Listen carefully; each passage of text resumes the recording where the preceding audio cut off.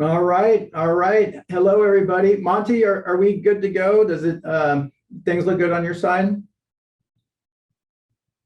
You're all set? Awesome, awesome. Well, thank you, everybody. My name's Bryan Fuller. I'm the CEO of Contigo Technology, and I'm joined today by two very key people in our what we call our employee onboarding and offboarding process. They see it from two different angles. One is Preston Maynard, and he is a client success manager, and he works hand in hand with a number of our clients out there, and he's worked through this onboarding and offboarding process with them. And then Tegan, who is in our new user onboarding setup lab. And Tegan is really, he's the one that he's the person that puts all of this in play. And he's very key in the new user setup process. And so I have these two gentlemen with me today just to kind of talk about this process. So I got to say, we've been doing this IT support business for 10 plus years. And this is probably the one area where on paper, nobody ever really pays attention to it. But when you start talking to clients about the new user onboarding and offboarding process, and they have example of when it didn't go right. And it is a real thorn in their side. And it became obvious to us a very long time ago that we want to get these new user onboarding and offboardings right. So I want to take you today through, a pretty short webinar, but one that kind of highlights some of the challenges that are involved in the onboarding, offboarding process and best practices to help drive efficiencies and accuracy in new user setups and offboardings. So let's go through this real quick. And I will say, you can type some questions in, and our moderator, Monty, is fielding those, and we'll have a chance to answer anything at the tail end of this presentation. But the whole goal is onboardings and offboardings, we just want to get them right. I know the clients want them to be right. We want to get them right. And I'm going to talk about some of the challenges that need to be worked through, and then what kind of utopia looks like. And we have utopia going on for several of our clients, and some of them we're trying to nudge them into utopia, but I'll highlight what some of these challenges are. Just a real quick story background for anybody who hasn't really, most of everybody on this webinar are clients kind of tuning in to see how we do this process, but there's a couple who may not be Contigo clients. Just real quickly, we've been around for quite some time now. We're headquartered here in Austin. We all work out of the office. We're off of 183 in Burnett. This gentleman right here is Andrew Williams. He's our director of service delivery, and he's over all of our IT resources. That's myself. And this is Mark Lucio, who's in charge of our finance and operations. And if you've ever met Mark, that's as close to a smile as Mark gets, but that's what you want from your finance and operation people. But he is fantastic. And we wouldn't be where we are without those two gentlemen by my side.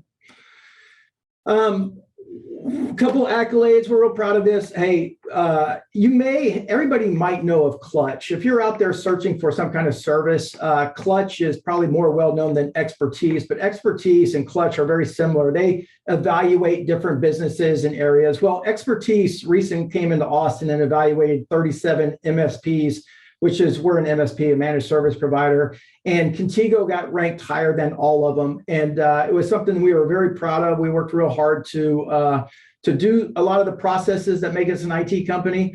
And so that was great. And then additionally, for 3 consecutive years, we've been on the Inc. 5000 list. And that's more than anything, our way of saying we're weathering this COVID storm successfully. We're going to be around for a long time to come. All right, let's get into brass tacks. I know, and our clients know what it's like to hire an employee. The hiring processes right now are extremely time consuming and they cost money. Whether you use ZipRecruiter to find candidates or Indeed, or you have an HR department looking for people, or you outsource HR, it's expensive. And it's got to be budgeted more times than not. The executives are involved in blessing whether or not you can get a new employee. And after you go through a long process of budgeting it out for new employees, and you find the one that's the right one, and you make them an offer, and you're lucky enough for them to accept the offer, and then the start date's established, and then you have to go out and you have to buy them a new PC. By the time all of that's done and you're like, catch your breath, you're thinking about day one when they come out and they start. And on day one, I guarantee you, everybody at the company wants to put those folks to work and begin their training. The last thing they want is to have anything that slows them down. And the one thing that can slow them down that will drive people nuts is the PCs not set up properly and they don't have access to any of the right applications. We get that. And that's one of the reasons we've built a lot of automation and really kind of built a whole new team just to deal with new user setups and terminations. And so let's go through that. I know that in the relationships we have with our clients, every one of them, they all want Contigo to be successful in setting up the new users. And they want to know what they can do to help Contigo. One of the challenges that Contigo can have on new user setups, and this is where it can lead to errors, is with this simple example of, and this still happens from time to time, we're trying, and this is what we're working with our clients to fix. The ticket that comes in that says, hey, we have a new user we're hiring, give John Doe the same permissions as Jane Doe. Well, this can lead to a lot of errors. Just to name a few, first of all, there's a number of security concerns with that kind of request, right? Many times, if Jane has been there for 4, 5, 6 years, I guarantee you Jane has inherited all kinds of permissions that we don't intend to give John, right? She might have access to certain shares. She might have access to certain distribution lists. And it's just not a good process when you inject security into the outcome. And secondly, that kind of process really takes too much time. And that's something that's a real big pet peeve of clients. They want to make sure that these PCs are turned around quickly. And so just to give you kind of a view in what Contigo has to go through in this process, first of all, we have to go and investigate Jane's permissions.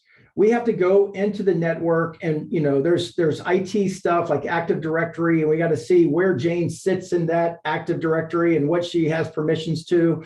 We have to investigate her email. We have to go into each one of the cloud-based applications and see what she has access to. We have to look at the file shares and see what she's seeing and what she's not seeing. And in the end of this kind of process, there's a lot of back and forth that somebody like Preston would have with the point of contact. Like, I thought we set it up. Does she need this? And all of that can go away if we come up with a different kind of process. And so the same goes for all. Right. Yes, sir. Yeah, if I may just briefly touch upon that. So, hi, everyone. This is Preston Maynard. I'm the client success manager here at Contigo. I've helped several clients refine this process, and there are many still for whom this could benefit. And in doing so, we tend to find that there are some prerequisites of sorts before this process can really be most efficient. Bryan mentioned file shares. We had onboarded a client recently who had no permissions in place, so everyone within the organization could see any file. And ideally, you want to have permissions kind of controlling and dictating that. We had another client who also has multiple office locations where user roles can kind of vary based on what location and what position within the company. So, there may be some independent variables that may make the new user process a little more convoluted than it needs to be. And so, there may be a case for a little bit of tidying up on the administrative level of some of those processes before the new user process can be most efficient. And Contigo can certainly help with that. That's a good point. And I can't tell you how many times I've been in meetings with clients where they acknowledge that and they want to address it. And it's just a matter of finding the right time to do it. And so this is kind of like attacking, two birds with one stone and really helping automate a lot of things that are in the IT management process. So moving one step forward to offboarding employees. So this can really help in a number of ways when it comes to terminations, right? I'm gonna do that traditional, hey, I've got my webinar and I'm gonna put that little scare tactic in there. So yeah, I get it what I'm doing here, but follow along if you would.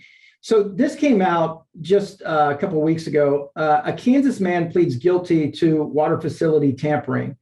Wyatt used his non-terminated credentials to access a protected system and tamper with the public water systems. If you remember a few months back when the oil pipeline was affected up in the Northeast, that was also a case where a terminated employee had credentials and his credentials got hacked.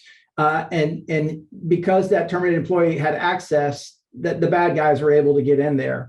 And we want to make sure that terminations, when somebody's offboarded, terminated, use the language you want, but we want to make sure that everything is secure, that the emails remain intact. And quite honestly, there's some uniqueness to offboardings that we see many times. Clients, when they offboard an employee, they want to set forwarding rules in place. So we have onboarding templates and offboarding templates. So the onboarding process we can really leverage the onboarding process to help with the offboarding process. Okay, so we're not as pure as the wind-driven snow. We had to learn internally how to do this process better. And before we ended up where we are today, we were running into many issues that many IT support companies have. And here's what it is. So Contigo has a help desk of 8 employees. We just hired our 9th. So all these gentlemen do all day long is field tickets from employees of all of our clients. And there's a wide variety of tickets, right? My PC's slow. I can't get my display to work. I accidentally deleted a file. The list goes on. And that's what this support team is there for. Initially, new user setup requests would come into this team. And because they had so many high transaction tickets, it just wasn't the continuity on getting people set up just wasn't there. Because they came in haphazardly into this group, they just lacked the intricate knowledge to do a new user setup accurately. And quite honestly, because they continually have so many other tickets come in, and they were taking their eye off the ball, the setups took way too long. And we acknowledged that very early on. So what we did over here at Contigo to assist is we created our own independent setup team where continuity on setups is there. And just to give you just a little glimpse into the world of IT, there's really 3 flavors of new user setups, right? The one that we all kind of think of is repeatable, happens every time, is where a new user gets hired and they got a PC out of the box that needs to be set up. But many times, you want to take Jane's PC and repurpose it for John because Jane left and now you hire John. And then also the one that's a little bit off the radar, but it has a lot of the same properties and that they need to set these things up right, is a PC comes in and it needs to be repaired and it completely needs to be wiped, and the existing employee needs to be set up on this PC as though it was a new onboarding process. And so these 3 flavors all now reside in our on our setup team, and we've had a lot of success. So let's take a look at getting away from some of the challenges that we have when tickets come in for new user setups. We have had a tremendous amount of success working with clients to help get away from make John Doe look like Jane Doe and into a more role-based user creation. And this is just an example of that mindset. We want to work with each of our clients to build roles that are representative of their organization. And every organization is different, and I totally get it. And we'll customize the heck out of our forms to mesh with what your organization looks like. But we want to create pinnacle roles so that every time we build somebody for finance, they get the the block of resources that we know are needed for finance. And if there are exceptions, meaning if there are applications that user needs that are above and beyond that pinnacle role, we can just add them in there. And it's been wildly successful. And there's a little bit of upfront work, and we're going to talk about how to make that happen. But this solves a tremendous amount of problems in the new user setup process. So let me turn this over to Preston. You've actually worked with so many clients to help put this process in place. You have real world examples. Walk me through how you do this for a client. Yes, absolutely. So as you mentioned earlier, it's not ideal to have a ton of back and forth between Contigo and our client for every single onboarding. So what we aim to do is we aim to have all that back and forth really just happen one time, just upfront, where we can identify and refine all the details and steps needed in order to onboard a new hire.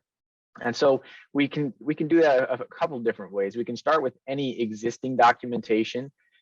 Some of our clients come to us from another MSP, and maybe they had some form of documentation for this process. Maybe it was a little weak. We can take that and kind of expand upon it or help that to grow. And a lot of times we get new onboarded clients where somebody internally was handling the new hire process.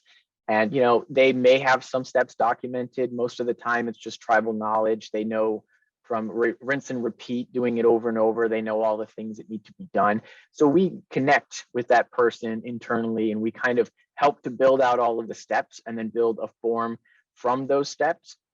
And, you may be thinking, we're a small company. We don't have that many systems in place. Do we really need to go through all of these hoops and create a process like this?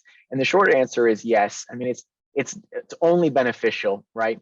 So even if the new user setups are mostly just creating an email address and maybe adding a couple distribution lists, having a formal document for all of these requests and outlining all of the steps in a documented fashion will not only make the whole process more streamlined, but it helps to align you with the best practices as outlined by the National Institute of Standards and Technology's cybersecurity framework.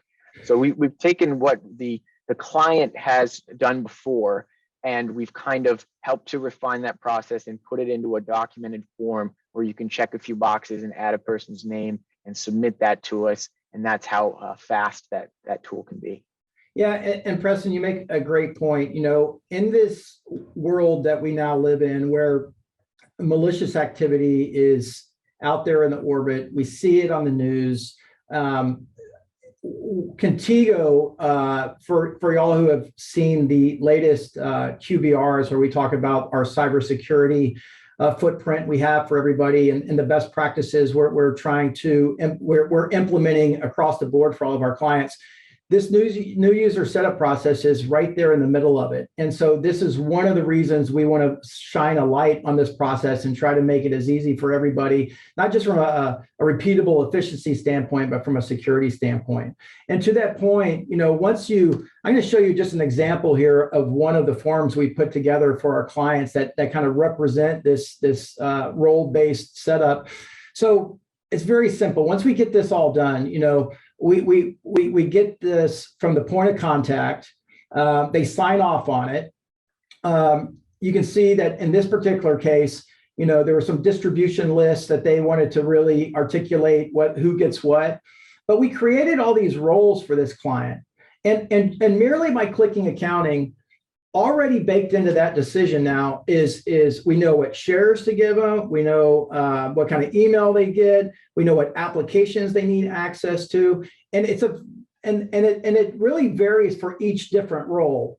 And in this particular case, there was a need to make sure we recognize which city this company had that employee set up for. But then we build all these exceptions down here that can be checked off for a wide variety of applications that we can assign to that particular role. But now we have this document. It's been signed off by the point of contact. It's in our database for further review and a much easier process. So, okay, this is going to get into just a little bit of the nitty gritty. I get it, but I think it's interesting to hear how we build this assembly line of automation on our side. And for that, I'm going to ask Tegan, just walk us through what goes on when, and just give us the traditional new user setup, and they're getting a PC out of the box. How does the process work? How does the ticket come in, and what happens before all in the middle until that PC gets delivered? Yeah, sure. Yeah, like you said, it's definitely an assembly line process. We've worked pretty hard over the last at least couple of months to really get this thing ironed out. And it really comes down to just accepting the ticket, processing the information that's in it, and then how to return that information or the hardware that's associated with it. And kind of first in line in that is Nick, who's our setups technician. He's going to be kind of the first one that sees the initial information of what's being submitted. Whenever it comes in as a ticket, he's going to see it come in.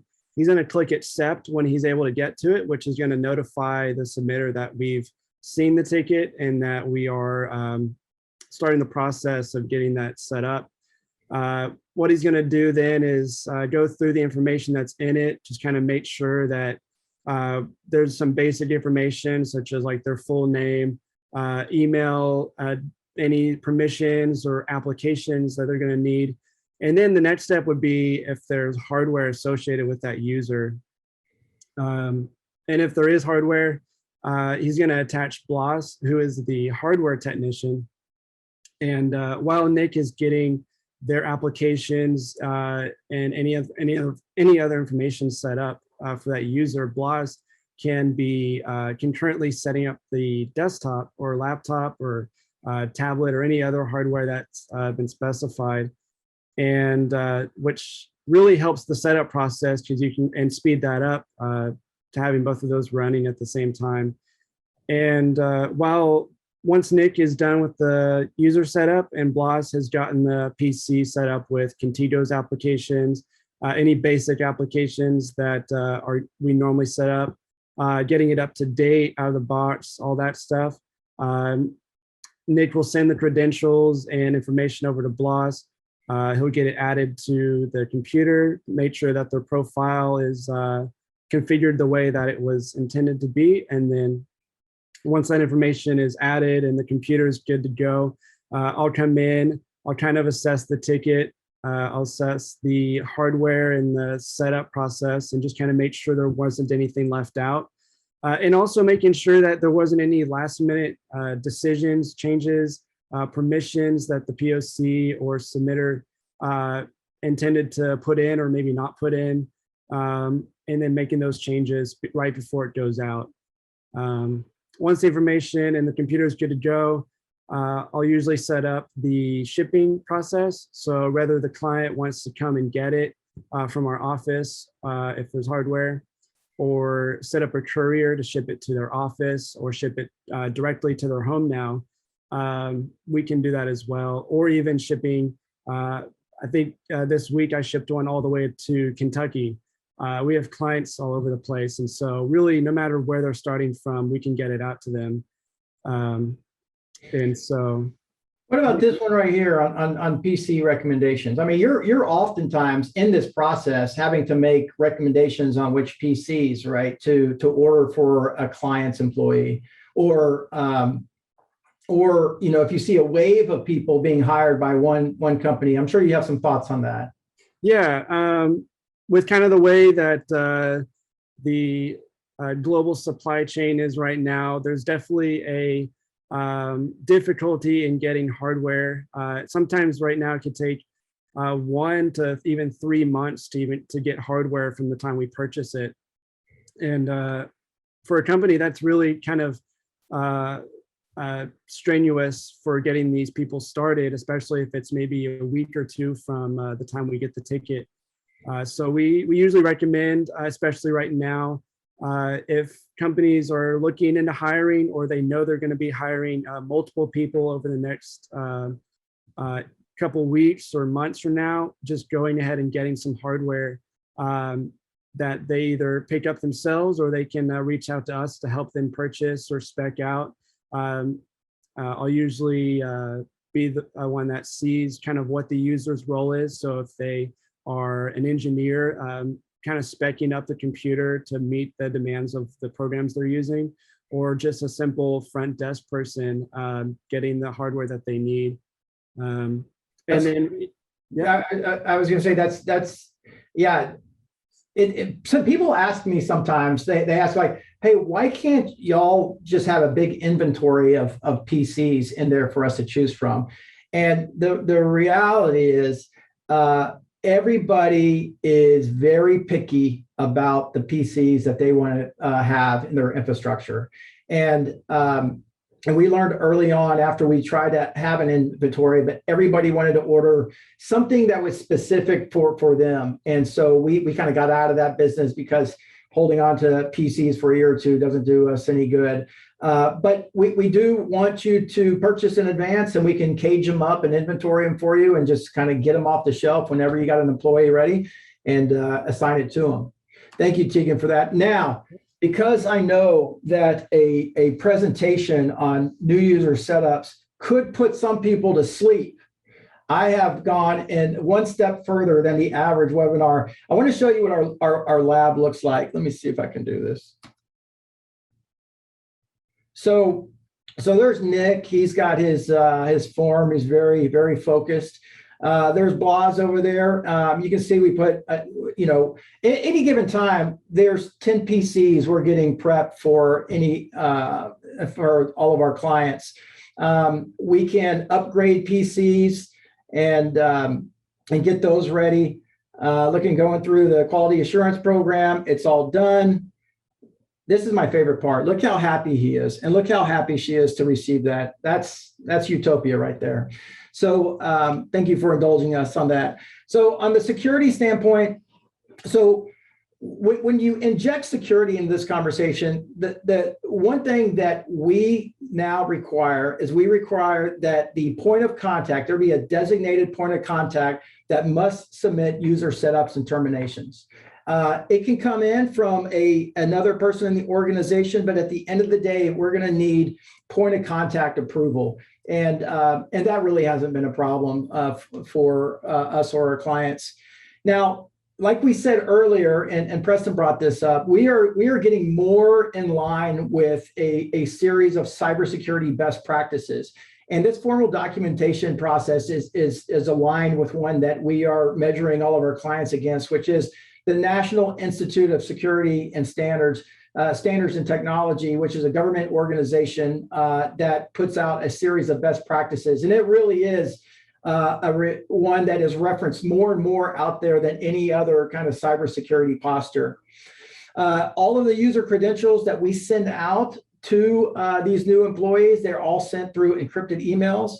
And once those users log in for the first time, they're asked to put in a different password. So it's the little things to help keep everything secure, and in addition to just automation. So we do ask everybody to acknowledge that, when you send in a ticket request for a user, that you give us 3 days to complete the task. As you saw in our lab, there's at any given time, there's 10 PCs we're working on to set up, and then there's a number of PCs we're reassigning to other people. So just give us a little bit of time, and then we can have multiple delivery options set up for you as you wish. Now, I will say this: all of this is what we want to do. There's not a cost to setting this up. This benefits our clients and it benefits us. This is not a chargeable type of process that we're setting up. It's all about just making our IT service better for our clients. And it does take a little bit of work with the client success manager to put this into place. So these are the heroes that work in that lab, and they work very hard and they're very focused. Nick, Blas, and Tegan. So with that, it's the tail end of this webinar. Let me ask Monty, are there any questions that I can field before we call it a day? Yeah, an anonymous attendee wrote, who does the majority of the work on the form? Is it something that's done during the onboarding process, or do we as the client need to have the information ready beforehand? So we want to help spirit that whole process. And we don't, if we just went to the client and said, hey, tell us how you want this to be built, you're like, well, what do I have access to again? Well, being the IT company, we during the onboarding process, we've documented all the applications. We have access to where the files are. We have access to email. So we'll start the formation of the template by putting all the IT resources that we see in our management and presenting that to the point of contact to help them get started on building out this process. And that's worked real well. Preston, is that kind of the model that you've seen in practice time and time again? Yeah, absolutely. Okay. We have another question here. How long does it take to set up? How long does it take the setup usually? So I'll answer it this way. If there was just one PC in the lab and all three of these guys were working on it, the ticket comes in, Nick has to go look into the network and say, okay, I got to set up Office 365. I got to put this user in so they can see the files. I got to give him access to the web apps, and all of those. None of that has anything to do with the PC. Nick can do that on his own without having any kind of PC in the equation. But once he does that, Blas comes in and he takes the PC out of the box. And everybody knows this, when you take a PC out of the box, it's like 6 months old and it needs to update with all the patches and go through that whole process. And that can take an hour. And I've seen it take all the way, for 4 hours, depending on how long that PC has been boxed up. And so it updates. And then Blas attaches that PC to the network so that it all is all together. Without any other PC in there, it would probably take us 2 hours to set up a PC soup to nuts. Any other questions out there, Monty? Our next question is from Robert. Can I get a generic form that I can tweak to our needs? Absolutely. And so just make sure that's we know Robert's email address, and we'll have the client success manager reach out to him, and we'll start that template and give it over to him and get a head start on that process. Well, I know there's a lot of webinars out there, and I know that everybody was super excited today to get into the nitty-gritty on new user setups and offboardings, but it is a real thing, and it's a part of the internal operations at every company. And we know those new employees that you hire, you put a tremendous amount of money behind that, and you want to get it right. So thanks for taking the time to kind of see how we've set up this process. We'd like to nudge everybody into that role-based setup. We think it's good for efficiencies, repeatability, and security. And if you have any questions and would like to have a one-on-one on this topic with your client success manager, just send an email to info@Contigo TX. We keep an eye on that like a hawk, and we will make sure that the client success manager reaches out to you to start the conversation. And so with that, I want to say thank you to everybody, and we look forward to seeing y'all at our next webinar. Take care. Thank you.